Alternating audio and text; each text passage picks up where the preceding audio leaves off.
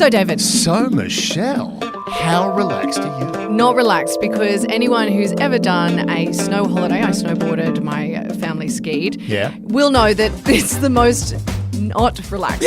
Yeah, that's what I was up at 6 a.m. on the mountain at 8, doing runs till 4, and then you crashed out in bed by 7:30. Yeah, well, I've had a thrilling time in our little break where I spent a lot of time with my chiropractor.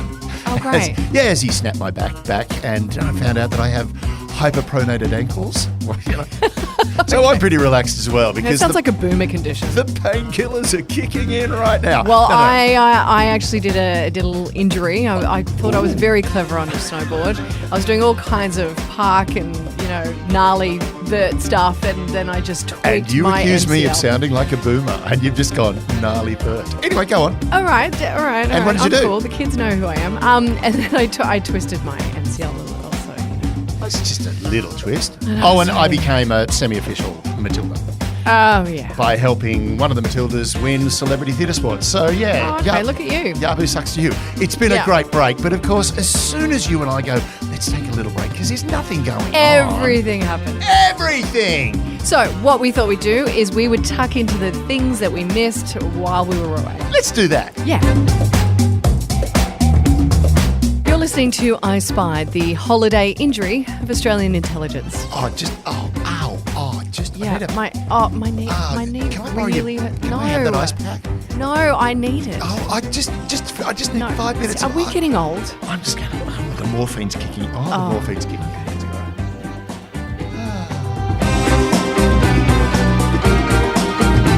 Hello and welcome to I Spy. My name's Michelle Stevenson. I'm here with David Callan. And look, a lot happened in the 2 weeks that we had off, so we thought we'd run through a few of them. Yeah, let's go through it. And just kind of break it down. And I think we have to start with, people fall out windows, out of windows, or they fall out of planes, in planes, planes crash. Yeah, planes crash. Yeah. But, it was, as I said, the least surprising dismissal that we've ever seen as Prigozhin. Yes. Good old Prigozhin, head of the Wagner Group, who was running that coup but not a coup a couple of months ago. Everyone was so confused. And when everyone was like, oh, look, there's no bad blood between the two. Well, apparently there is. Oh, well, that's the thing that's really fascinating about it, because there was that idea of there is no bad blood between them. But there's one thing that Putin does. Yep. When Putin gets on and says, you've betrayed me and I will get you for this. Yeah.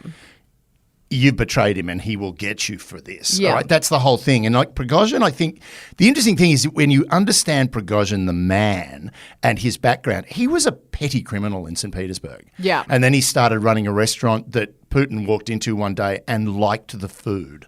Yeah. So the next thing, Prigozhin is given the catering contract for the Russian army. So random. And then when somebody in the Russian army went, hey, guys, we should have a paramilitary, something like Blackwater in the United States, and see what we can do there. Just come up with this little group of guys that do shit for us that we don't want to actually be caught doing ourselves. And the cook was the guy who threw his hand up in the air and went, I'll do that. Sounds like fun. Now, the thing about the Wagner Group is what is created is this massive paramilitary. Yes. And this paramilitary, what's really interesting is the amount of work they're doing in Africa. Right. Right. So. And let's be clear, most countries have these groups. Yeah. Off the books groups. Yeah. Yeah. Now, look, to be like private contractors, ex-military, and there's a lot of stuff that goes on that is orchestrated by governments, even ours, that we don't even know about because it's off the books groups like this. You do need to have this silent arm of, something basically. And the best way to describe it when it comes to Prigozhin is you need a hammer. And that's what the guy was. He would literally kill his own men with a sledgehammer if they betrayed him. So, again, the fact that he sent a sledgehammer to the head of the EU Parliament to say, you're next if you keep messing with Russia in Ukraine. So the whole thing about it is it's like essentially Prigozhin got ahead of himself. Yeah.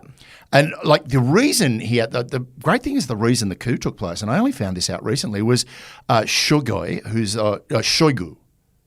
the Russian Sounds like a really nice rice wine. It actually sounds like a Pokemon. Yeah. Oh, I've got myself a Shoigu. They all sound like Pokemon. They all do, right? So Shoigu, who's the head of the Russian Defense Forces, basically turned around and said there will be no more private contractors, military contractors in Russia from, I think it was like July 3. Right. Or June 30 or something like that. He basically turned around and went, no more private military contractors. Now, the only force in Ukraine on the Russian side that had been making any ground was Wagner. So for Wagner to then be told, yes, sorry, you don't exist anymore, all of you are now going to join the Russian army. Well, Prigozhin himself was like, no, I spent a lot of time building this. I'm not going to have you now dick it around and put it in with your guys. Yeah, so someone got a little too ahead of themselves. Had a tanty. Yeah. You know, took over Rostov-on-Don, headed to to Moscow, and that's probably when he got a phone call from Vladimir going, back the fuck up. Or now. maybe you're dead. Yeah, if you stop now, all is forgiven. But you just go on television and say you're going to kill me. Well, I lie. Don't worry. That's just for the folks at home. Yeah. Right? He goes off to Belarus and goes into a hotel, but then stays on the ground floor. Of course. You always stay on the ground floor. Ground floor with windows that can't be opened. No windows. I'll take the room without windows, please. Yes. Now, here's the thing. He was traveling back and forwards between Moscow on his plane. And it's like, I can remember, I think it was Monica Attard, guest of the podcast, yes, who turned around and said, it'll happen within 6 months to a year. Well, Monica, you're absolutely right and slightly wrong because that was a real quick turnaround. It was a real quick turnaround. He should have just flown commercial because that might have made more sense. I don't think that would have bothered Vlad. Oh, that's true. He doesn't care about mass casualties. There was that whole thing of the MH flight going over Ukraine before the war. Yeah. And he's like, oops, wasn't us. Oh, sorry. Yeah, so, Wagner, the plane has crashed and the Russians are like, look, we finished our investigations into the crash and the results are he's dead. No further questions, please. Nothing to see here. Nothing to see here. Nothing more. But the thing is, Wagner, despite the fact that it's now supposedly banned in Russia, it's still incredibly powerful in Africa. It's working in Libya, it's in Sudan, it's in Mali, it's in the Central African Republic, which I think is formerly the Congo. Yeah. Right? So it's highly active, but what's really interesting is the way they're siphoning the money through it, in that they're not actually getting paid with money per se, but like they're just getting to keep all the things that they steal. Pretty much, yeah. Right. They're one of the things that they've done is they went into Sudan, into South Sudan, where the rebels basically turned around and went, "Look, here's all the gold from that mine we took." Yeah. So it's like they're not getting paid per se as in money. They're getting like given. And the other one is it's like, oh, by the way, look, there's a silver mine over there. You can have it. Yep. Right. So they're kind of branching out these other things. And one of the things that the Wagner Group do, not only will they bring in it's like in the Central African Republic, they've turned around and gone, here's all the mercenaries you wanted. By the way, do you want us to work on your website? They do your social media for you as well. Great. Right. So this is like Wagner, despite the fact that Prigozhin is gone, Wagner is probably going to break up. It was always bigger than Prigozhin. Oh, yeah. There were definitely other oligarchs involved, but I think you're going to find that it's going to sort of be teased apart. And interestingly, what we've seen now is the UK is set to prescribe it as a terrorist group, the UK government, meaning it'll be illegal to be a member or support the organisation. US has already done it. Yep. And James Patterson, the LNP, I think he's the shadow Minister for Home Affairs. I think he's basically turned around and said, excuse me, I think we need to declare it as a terrorist organisation. Yeah. And, rightly so. Yeah, because it's at the moment, we don't know what they're after, what they want, and who their leader is and who's controlling them. They want money, and their leader is tacitly probably So they're basically Vladimir pirates. Putin. Yeah. They're pirates. Yeah. Right? They're freelancers. Like the same way Freelance pirates. Yeah, freelance pirates. And very much like the way Blackwater was in Iraq. One of the things that, and I've spoken to US military personnel that were there, and they just said they were cowboys. They literally just showed up and did what they wanted. And no one would stop them because private contractor, we don't answer to you. We answer to our boss. And that was, what was his name? Eric Prinz. Right? Who then went into politics with Trump and he's never been seen again. But this is the thing. It's like, these governments create these little areas of grey zone activity. We love the grey zone. But it's highly kinetic grey zone. Yep. Now, another thing that kind of happened in the last couple of days is we've got a spy on the run. Well, are we talking about our friend in the UK? Yes. This is real James Bond shit. This is great. This is very James Bond. So James Bond. I was quite surprised by it when you brought it up to me because I hadn't been paying attention. I'm a busy man talking to the Matildas. But anyway, So busy. He's a terrorist. Yeah. Essentially, he's a terrorist. Yep. But he escaped from Wandsworth Jail. Yes. He did the full, I love it, he did the full Cape Fear. Yeah. Strapped himself to the bottom of a truck. Yes.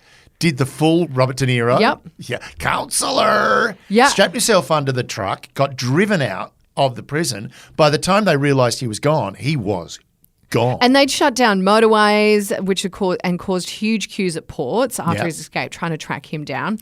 Now, he is accused of spying for Iran. Yep. He's an ex-Royal Signals soldier, and he's only 21. Daniel Khalif. Only 21. Only 21 years old. He's already been, as a signals soldier, you can honestly know he'll have access. Yeah. Now, the interesting thing about Khalif is he's highly trained. Right. One of the things they basically said, literally, he's kind of like that James Bond character. He's been trained by the military. He's well versed in intelligence, and he's working as a double agent for a foreign government. Yeah. And they put him in Wandsworth and made him a part of the kitchen staff. Yeah, well, apparently there's a lot of questions that are being raised right now. A lot of questions will be raised about that because you know what? One of the things you teach your intelligence officers in the military is how to get out of captivity. Yeah. Right? It's called, I think it was called Escape and Evade. Yeah. So, and basically officials are like, they think he's out of the country already on a fake passport. Yep. And they're really concerned on how he managed to break out in broad daylight and whether a network inside or outside the jail actually helped him. So there is a lot going on here, which I think is quite interesting. Which is, this is a story that is going to get better and better as it uncovers. And I should imagine that in about 2 years, there'll be a short series come out from the BBC. Oh yeah, this has Netflix with David written Tennant all over it. This has Netflix written all over it. So it's such a movie, but the escape itself is one of the great things that we are going to go. But the backstory behind it, the fact that he was working for Iraq, or he was allegedly working for Iraq. I think the fact that he escaped and disappeared off the face of the earth is an indication that yes, he probably was working for Iraq. Iran. Oh, Iran. Sorry, Iran. not Iraq. Iran. Yeah. Right. So he was definitely working for the other side. Again. You dropped this one on me this morning. Yeah. Good on you. You did what I do to you. Yeah. And so I'm not fully versed in everything. But what's interesting is it's now created a big ruction in the UK about prison cuts. Yeah. Because they've been cutting funding to prisons, as all governments do. Well, unless you're America and you privatise it and then it just becomes into a money-making machine. And it becomes a machine, yeah. Now, the whole thing was Wandsworth is a lower security. It's not a maximum security prison. This guy was a trained intelligence officer, right? They basically somebody screwed up massively with 100%. This one. And I do think it would have been partly, come on, he's one of our boys and he's only 21. Come on. What harm could he come to? He's just a sapper. What on earth could he possibly do? Yeah. Right? And sure enough, he's just gone, what I can possibly do is live the Daniel Craig lifestyle and get the hell out of your jail. Yeah. Right? So I love this story. Yeah, I think we should follow this one over the next little while because I think more and more is going to come out. The other one that I thought was interesting, unless you have something. No, I like this one. I know where you're going. Chinese nationals posing as tourists to spy on military bases, which I like. Look, this is peak America. Yeah. So the FBI has tracked over 100 incidents of Chinese nationals posing as tourists to breach US military sites, according to a report by the FBI. Just walking on board.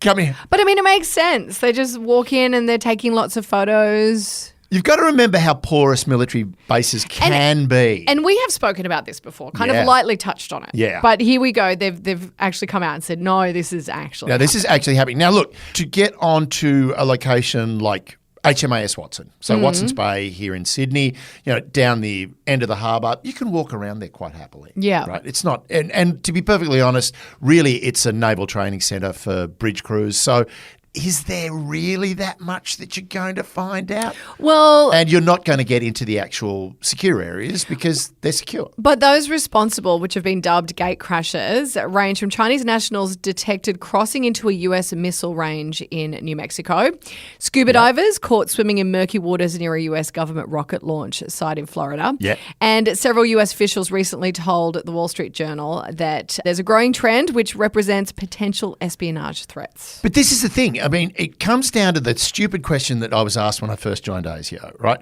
What is the most important ism of the 20th century? And tourism. Yeah, and that was my smart ass answer, was tourism. But how could I here's forget? the thing. We can get people into countries on a tourist visa, right? So as long as you've got a fairly clean slate, right? And spies travel. They travel overseas for holidays. Certainly there are countries where when I was working at ASIO, you were advised not to go to target countries. Don't go to Syria. Don't go to Iran, Iraq, Russia, or back then the Soviet Union. You weren't meant to go to those countries because they were targets. And if they were targets, you became a target within it. One of our guys walked into Syria, just decided he'd walk in there while he was on holidays and got busted. Yeah. And got out by basically turned around to a guard. He had $200 under the inner sole of his tennis shoe, right? And he took it out, like he was under house arrest. He was in a home. He was in a house. He wasn't in a jail, but he was under guard by a Syrian soldier. This is like back in the early 90s. And he basically turned around to this guy and held out $200 and went, mate, if you turn away, I'll give you $200 US. Guy put him in the boot of his car and drove him back to Istanbul. Oh. Right, because basically $200 in Syria back in the 90s was like $10,000. So always carry cash in your shoe? Always. Well, yeah, it's a little trick, but then again, people will take your no shoes. one has cash anymore. I'd have to can you pay ID in?